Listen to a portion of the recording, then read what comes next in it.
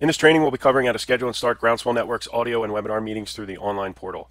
In a previous training, we discussed scheduling using the Microsoft Outlook plugin. The second option, which we'll discuss here, is using the GroundSwell web portal for scheduling and starting your meetings. The Outlook plugin is the more convenient method. However, through the portal, you have the ability to create a more professional looking invite, customize registration process, set up registration, create campaigns to determine which invites attract the most attendees, and set additional security options. So you should have all received a welcome email. Within that welcome email is contained a welcome letter, and it has three pieces of information that are required for logging into the portal. The first is the on-demand toll-free number, which is this 855 number. That's used for accessing the audio portion of your meeting as needed by both the host and the participants. The next is the access code, which is also used by both the host and the participant and is needed for accessing both the webinar portion and the audio portion of your meeting. The chairperson passcode is unique to each host.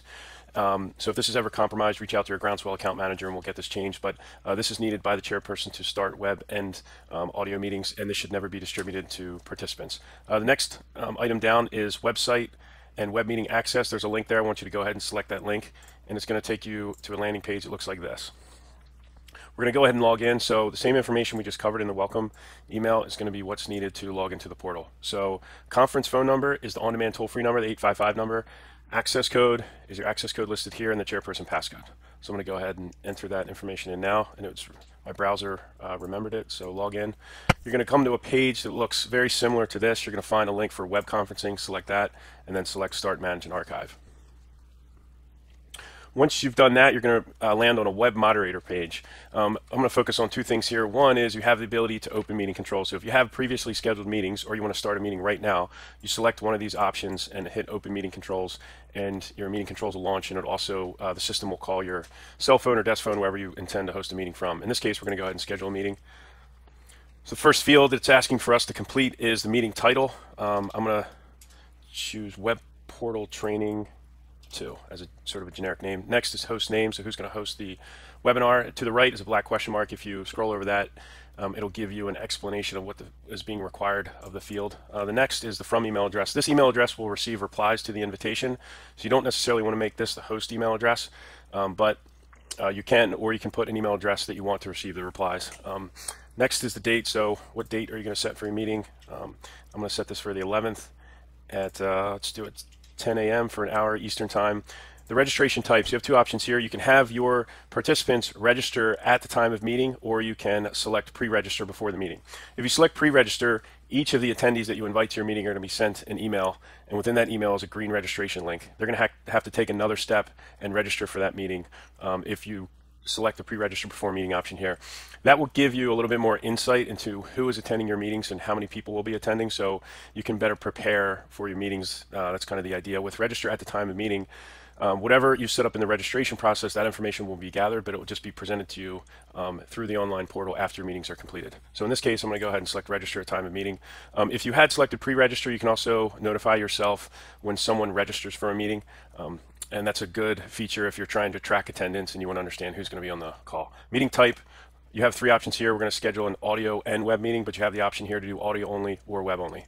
Audio type, you always want to select on demand, and you have the option to include the toll-free number, and you can also include a backup number, which is the US toll number. They both go to the same location. For simplicity's sake, I typically always just include the toll-free number, but you do have the option to include both. If you wanted to add additional international numbers, these are toll-free numbers that are country-specific. So if you had someone that needed to call in from Germany or somewhere in Europe, you'd have to add that country-specific toll-free number to your invitation, and they would dial that number to access the audio bridge. Access code, this is again needed for both hosts and participants to access the audio bridge as well as the web meeting, so that's going to be included in the invitation.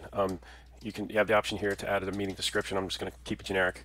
Security, you have an option to set a security passcode for the meeting. So in this case, I'll just use 1234. So in order to access the web portion of your meeting, they're going to need this passcode. This is optional. You don't have to include the security passcode, but it's something that can be included. Go ahead and select Save and Next.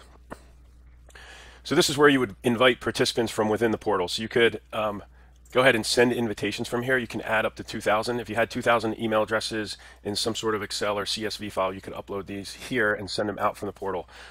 You can also send the invitation to yourself and then cut and paste the invitation into an Outlook invite and send it out that way. That's how I typically do it. The downside to sending them through the portal is sometimes your corporate's firewall or spam filter can strip out some of the meeting details that are needed for your meeting. So you may want to test this out if you decide to send emails through the portal. But I'm going to come back to this.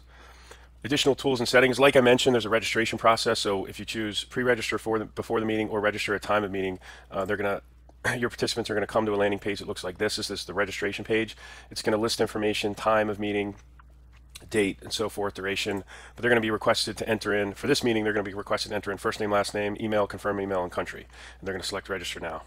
If you wanted to edit that, customize the registration process a little bit further, you have the option to select from these options here, and you can make them required or make them not required. You can also customize it further and ask your own additional questions, and you can decide if you want to make those required or not by selecting this option here. If they are required and they don't enter the information in, they're not going to be able to attend your meeting. Next down is branding and presentations. So this is where you have the ability to add a company logo. You can also add a presenter bio. It's going to come up in a second, but you could also add additional presenters. So I'm going to go ahead and include my name. I'm not going to include a bio, but again, you could do that if you choose to. Presenter photo, I could also include my photo here, or I could add additional presenters. So I'm going to go ahead and save that. You can also promote your meetings on social media. So you could send this out via Facebook, LinkedIn, or Twitter. And then you could also allow your participants that you send the invitations to share this on social media as well by clicking this option. You can also add a reminder, so the system will remind you when you, and this is the reminder email. Lastly, I'm going to glance over this pretty quickly, is the post-meeting emails and web pages. You have the ability to customize surveys and emails that go out to your participants after meetings. So take a look at that if you wanted to edit. I'm going to go ahead and select done. So now we have a meeting scheduled. It's Web Portal Training 2, scheduled for Saturday, November the 11th. I'm going to go ahead and select this meeting, and I'm going to send the invitation to myself. So select send invitation.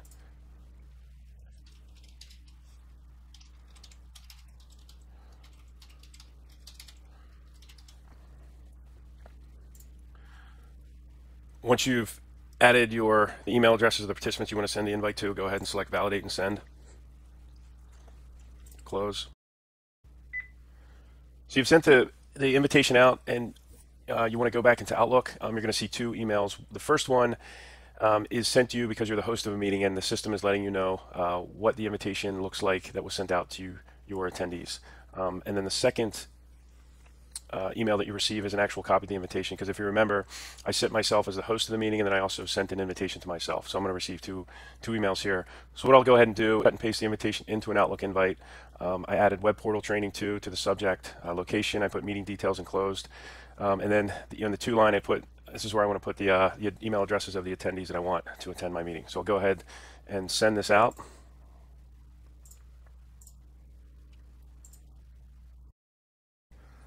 So now fast forward to the time of your meeting. It's now Saturday, about 9:45, maybe 10 or 15 minutes before your meeting. And as a host, I would suggest that everyone try and start their meetings at least 10 minutes beforehand.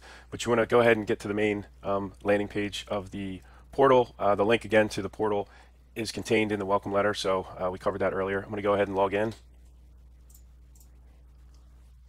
Select web conferencing, start manage archive, and it's going to take me to the web moderator page. I'm going to find the meeting that I want to start. So in this case, we scheduled Web Portal Training 2 for Saturday at 11 o'clock. Pardon me, Saturday, November 11th at 10 o'clock. Once that's selected, I'm going to go ahead and hit Launch Meeting Controls or Open Meeting Controls.